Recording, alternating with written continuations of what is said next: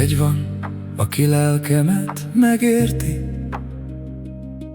aki felfogja sóhajtásimat. Csak egy van, aki örökre a régi, csak egy van, aki titkon megsirat. Ki csókot adott, mikor nem is kértem, és hozzám szól, csak egyre hangtalan. Csak egy van, aki imádkozik értem, és az is olyan nagyon messze van.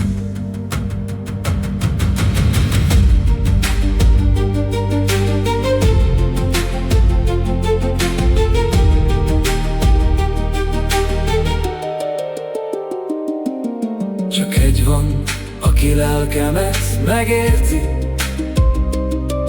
aki felfogja sóhajtásimat. Csak egy van, aki örökre a régi, csak egy van, aki titkon megsirat. Ki csókot adott, mikor nem is kértem,